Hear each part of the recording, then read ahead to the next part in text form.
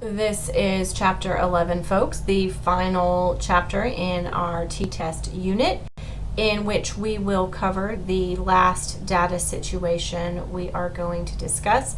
That is two related samples.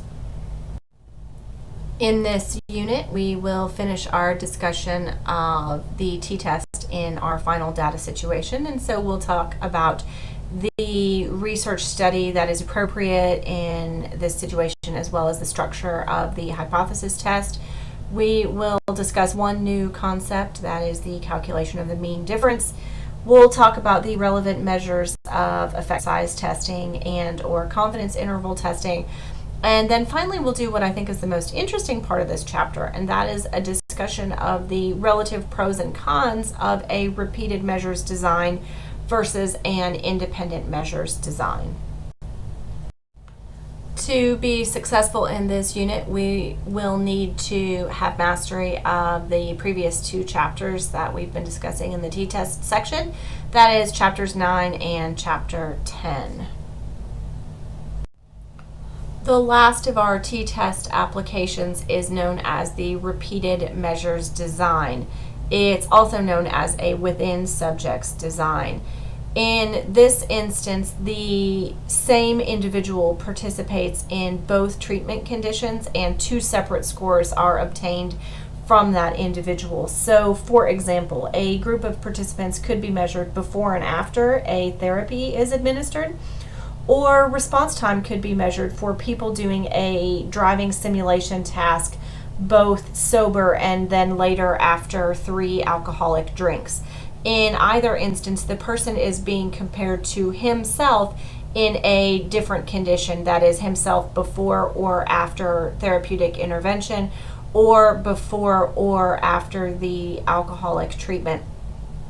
In either instance, there's no risk of participants in the treatment conditions differing because they are, in fact, the same participants in each treatment condition. So whatever the differences between them are, those differences exist in all of the treatment conditions. So this is why it's known as a within subjects design, because the comparisons are made within a subject.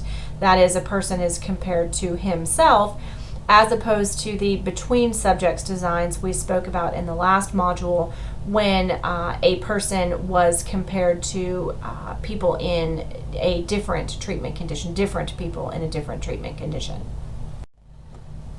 You should also be aware of the term matched subjects design. A matched subject design is not the same as a repeated measures design, but it does approximate the advantages of the repeated measures design. It's really a strategy that tries to get the advantages of a repeated measures design when, for whatever reason, that's not possible. So they're mathematically identical, but there's an important difference you need to be aware of, and that is that two separate samples are used. So in a matched subjects design, each individual is matched to another individual in the other sample, and they're matched on relevant variables. The participants are not identical to their match. A lot of times you'll see identical twins used, and so it's perfectly obvious who the comparison for each individual is, their identical twin. But of course, identical twins are not the exact same person. They do have some differences. So even in that case, there are differences between the individuals, and they're, of course, two separate people.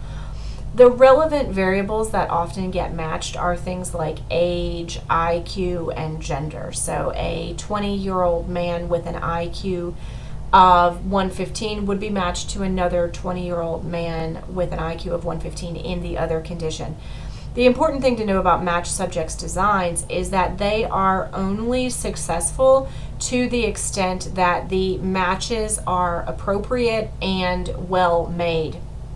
You could, of course, forget to match on a relevant variable, or in fact not have good matches, and in either case the design is less successful as a result.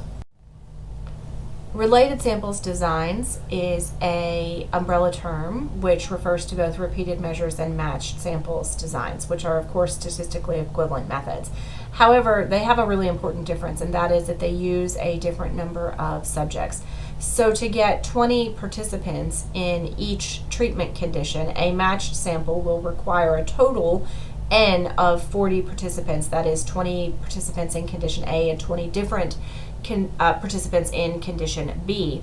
Whereas a repeated measures design can get away with an N of 20, that is 20 people participating in condition A, and the same 20 people later participating in condition B. So you really have a major efficiency gain associated with a repeated measures design. The only real difference between this repeated measures t-statistic and the single sample t-statistic that we talked about in Chapter 9 is that now the t equation is based on difference scores, which we call D, rather than raw scores, which we call X. So to calculate a difference score, you take the participant's score at time 1 and subtract it from their score at time 2. That is D equals x2 minus x1. And you use this D value to calculate a mean difference, as you see below. The mean difference will become the representation of the sample data in the t-statistic. Let's look at an example.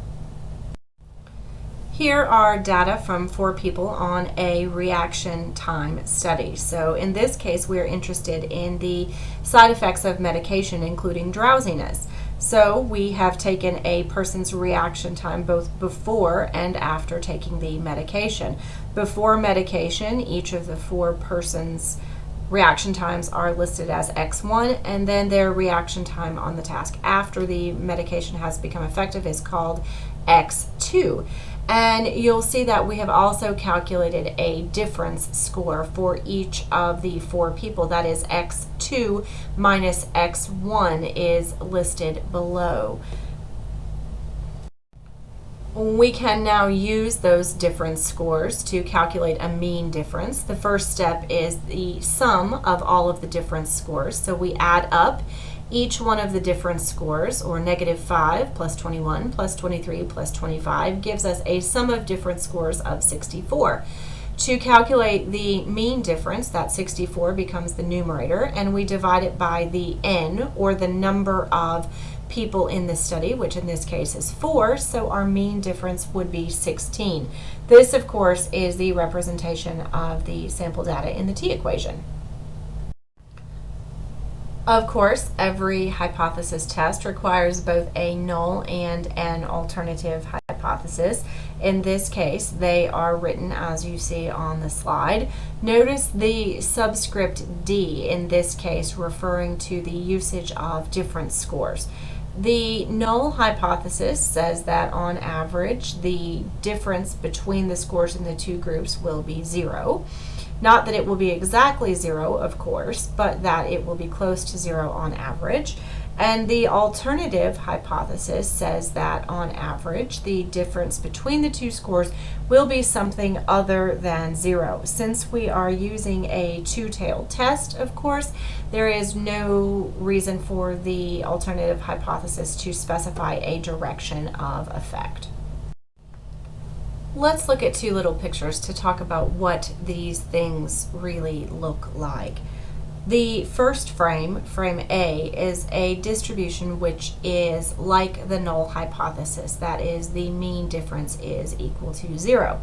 This is very much like measuring IQ every day. You guys know probably that IQ is stable. So if you measure your IQ on Monday, you may get 109. On Tuesday, you may get 111. On Wednesday, you may get 106. But on average, given very much time at all, the difference between your IQ scores will be 0 because IQ is stable. So in frame A, you can see that not every difference will be 0, but on average, the difference will be 0. This is like the null hypothesis. In frame B, you see something that's like the alternative hypothesis. That is a non-zero difference between X1 and X2. This is very much like doing a strength training program. So over time, your strength increases, and the difference score between X1 and X2 will not be 0, but it will be a linear trend, in this case, to increase strength. So the mean difference will be something other than 0, something greater than 0 in this case. And this example is like the alternative hypothesis. And here is the form of the t equation for the repeated measures design. So you'll see the mean difference value. That is the representation of the sample data, and it is calculated as we've just discussed. You will see the representation of the population data, the hypothesized population parameter, is represented by the mu sub d, and that is typically given by the null hypothesis. It will predict a zero difference, so you'll usually be sticking a 0 in for that value. And of course, it's divided by the estimated standard error. Take a look at the double subscript notation for the estimated standard error in this case. Now, everything is calculated pretty much the same as it was before, so you'll see the variance of D ought to look very familiar to you, and the calculation of the estimated standard error ought to look very familiar to you. Both of these are the same as they were in Chapter 9. The one thing that I've seen people get confused about is N in a related measures or repeated measures sample. In repeated measures, N is equal to the number of scores, that is different scores, or the number of people participating in the study, not the number of X scores. Because of course in a repeated measures study, every one participant contributes 2 X values. So make sure that you're using N as the number of participants or the number of difference scores. Otherwise, it is the same as it had been previously.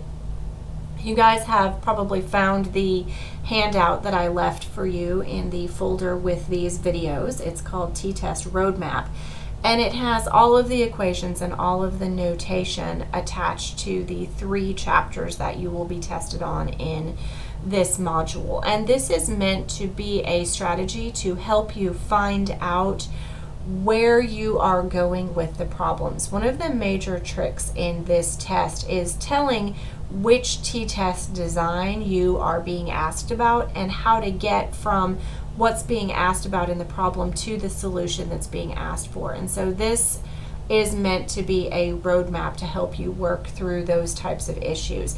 You should annotate it a lot. You should add a lot of information to it so that you can truly use it like a map to find your way through the problems. If you need help with this, this is something we should be talking about in the discussion board forum. And so this is what it looks like graphically. A sample of n equals 4 people is selected from the population. Each individual is measured twice, once in treatment 1 and once in treatment 2. Then a difference score called D is calculated for each individual. And it's this sample of difference scores that is intended to represent the population. So note that we are using a sample of difference scores to represent a population of difference scores. Also note that the mean for the population of difference scores is unknown, and so we will use this mean of the sample of difference scores to represent that unknown population. The null hypothesis will of course state that in general there is no systematic difference between the 2 treatment conditions, and therefore that the average difference between the treatments will be 0. And the alternative hypothesis will predict that there is a difference, that is that the average difference between the means will be something other than 0. Let's do a couple learning check questions as we're finishing up this section. For which of the following would a repeated measure study be appropriate? How about a matched subject study? What do you think? That's right. For repeated measures, the correct answer is D. The student's knowledge is tested both in September and December. That is, the same kids are measured at 2 different points in time. For a matched subject study, on the other hand, the answer would be A. A group of twins is tested for IQ. So each person is compared to his twin then, who would be serving in the other condition. Next one, a matched sample study requires only 20 participants to obtain 20 scores in each of the conditions being compared. True or false? What do you think? That answer is false, because a matched sample would require 20 subjects to be in the first condition and 20 additional subjects to be in the second condition. The last one in this section, as the variance of the difference scores increases, the magnitude of the t-statistic decreases. What do you think?